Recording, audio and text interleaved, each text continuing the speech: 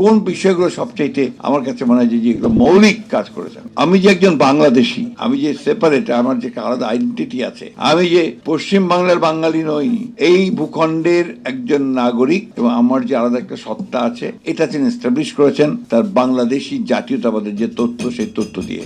দ্বিতীয় কাজটি হচ্ছে বিশ্বাসটা তার ছিল যে গণতন্ত্র হচ্ছে সবচেয়ে উত্তম শাসন ব্যবস্থা। একটা গণতান্ত্রিক রাজনৈতিক দল ছাড়া গণতন্ত্রকে প্রাতিষ্ঠানিক রূপ দেওয়া খুব কঠিন। সেই কারণে তিনি বিএনপিকে তৈরি করতে চেয়েছিলেন একটা সত্যিকার অর্থেই একটা গণতান্ত্রিক রাজনৈতিক দল, যে কথাটা আমি সবসময় বলি। তার ক্যারেক্টারটা কি?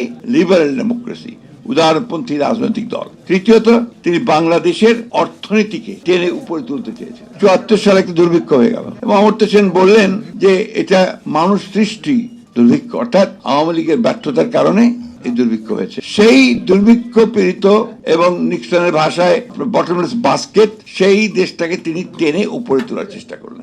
তার কৃতিত্বটা কিন্তু এই জায়গাগুলোতে। ৭৫ সালের পরে সমস্ত রাজনৈতিক দলগুলো কিন্তু এখন তো বলতে, সমস্ত রাজনৈতিক বলতে আওয়ামী লীগ, আপনার মুসলিম লীগ এবং আরো অনেকগুলো দল ছিল, সমস্ত আপনার ছত্র খান, কে কোথায় আছে নাই, কিন্তু যারা শুরু করলেন যে গণতন্ত্রে বিশ্বাস করে এই ধরনের দলগুলোকে, এই ধরনের মানুষগুলো তিনি এক জায়গায় আনার চেষ্টা করলেন। এবং এটা চেষ্টা করতে কিন্তু আওয়ামী লীগের কাছেও তিনি গেছেন, আওয়ামী লীগকেও ডেকেছেন, বলেছেন যে আসুন আমরা একসাথে কাজ করি। আওয়ামী লীগ আসেনি, কিন্তু যারা এসছেন